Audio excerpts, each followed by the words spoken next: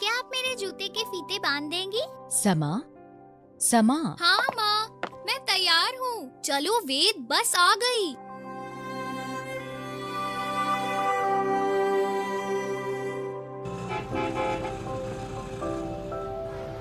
माँ घर के सारे कामों के बोझ से दबी रहती हैं, पर न जाने क्यों पापा उनकी कोई मदद नहीं करते। मैं जानती हूँ कि पापा ऑफिस जाते हैं, लेकिन माँ तो घर की सफाई भी करती हैं, सभी के लिए खाना पकाती हैं और फिर ऑफिस भी जाती हैं। मुझे इस बारे में ईशा मैम से बात करनी चाहिए। धन्यवाद बच्चों, आज की क्लास खत्म होती है। अगर तुम्हारे कोई सवाल हो तो मेरे पास आओ।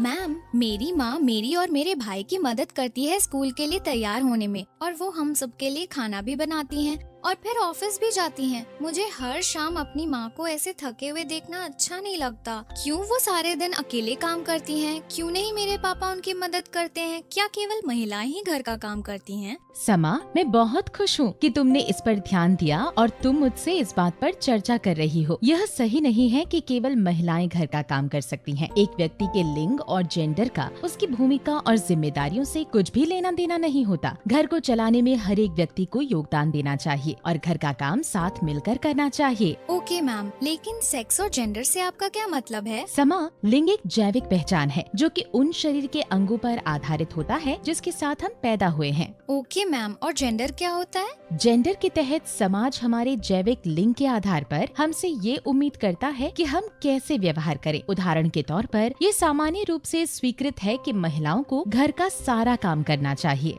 मैम, बिल्कुल ऐसा ही मेरे घर में हो रहा है और मुझे लगता है कि ये गलत है। सही कहा समा, ये बिल्कुल ठीक नहीं है और ये महत्वपूर्ण है हम ऐसी चीजों पर सवाल उठाएं जिन्हें स्टीरियोटाइप कहते हैं। शायद तुम ये जानती होगी कि दुनिया के ज्यादातर शेफ पुरुष हैं और उन्होंने इस स्टीरियोटाइप को तोड़ा है कि केवल महिलाएं खाना पका सकती हैं। इसी तरह मैरी कॉम, जो कि एक बॉक्सर हैं, उन्होंने ये दिखाया है कि महिलाएं भी लड़ सकती हैं और वे भी उतनी ही मजबूत होती हैं। ये कुछ उदाहरण हैं जिनको तुम ध्यान में रख सकती हो और अपने दोस्तों और परिवार से शेयर कर सकती हो। धन्यवाद मैम, मैं अपनी मम्मी और पापा से चर्चा करूंगी और जब भी मैं ऐसा कुछ अपने आसपास होते देखूंगी, इन बातों पर सवाल उठाऊंगी। पद्मा, क्या डिनर तैयार है? और मैं सोच रहा था कि तुम हम सबके लिए कुछ खाना बना लो ताकि हम ट्रेन में भूखे ना रहें। ठीक है। सही कहा समा, ये बिल्कुल ठीक नहीं है और ये महत्वपूर्ण है हम ऐसी चीजों पर सवाल उठाएं जिन्हें स्टीरियोटाइप कहते हैं। वेद, वेद। हाँ दीदी, आया।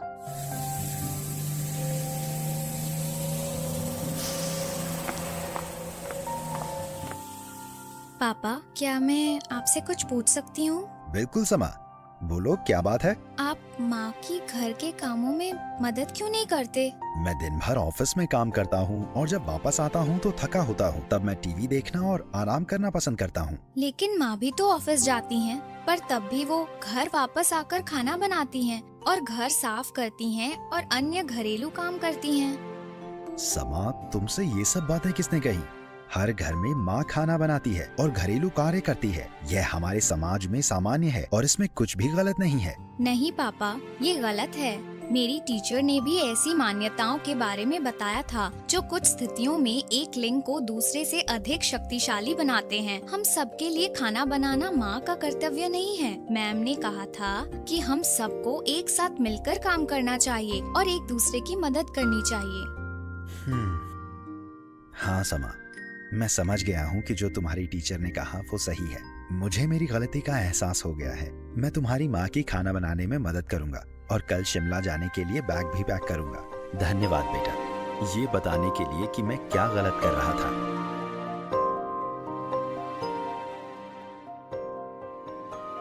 ये केवल एक उदाहरण है उसके घर का, जहाँ सभी लिंग के लोगों के साथ समान व्यवहार नहीं होता है। इसलिए रूढ़ियों को संबोधित करना और इनके बारे में बात करना जरूरी है। जैसे मैंने अपने घर में इस समस्या के बारे में की, वैसे हर किसी को करनी चाहिए।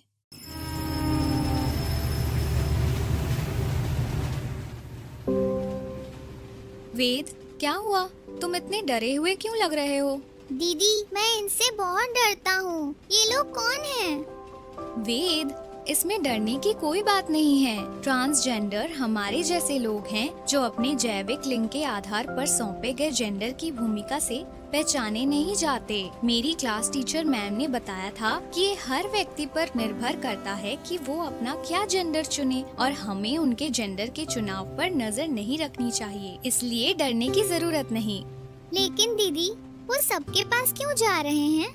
समाज ट्रांसजेंडर को समान मौके नहीं देता है, जिसकी वजह से उनको अपनी दैनिक जरूरतों को पूरा करने में चुनौतियां आती है। इसीलिए वो लोगों से पैसे मांगते हैं। माँ, पापा, क्या हम उनकी मदद कर सकते हैं? अभी तुरंत ये सब बंद करें। हर एक व्यक्ति जैसा बनना चाहे वैसा बनकर जीवन जीने के लिए स्वतंत्र है। आप सब लोगों को इनसे माफी मांगनी चाहिए और दोबारा बिल्कुल ऐसा नहीं करना चाहिए। हम अपनी गलती महसूस करते हैं और शर्मिंदा हैं। धन्यवाद सर। अब समय है कि लोग ये समझें कि हमारा जेंडर या जीवन जीने का चुनाव हमें कमजोर नहीं बनाता और इस आधार पर हमारे साथ भेदभाव नहीं किया जाना चाहिए। वो सही कह रहे हैं। हमें सभी इंसानों का सम्मान करना सीखना चाहिए और लोग जैसे भी हैं उनको स्वीकार करना चाहिए।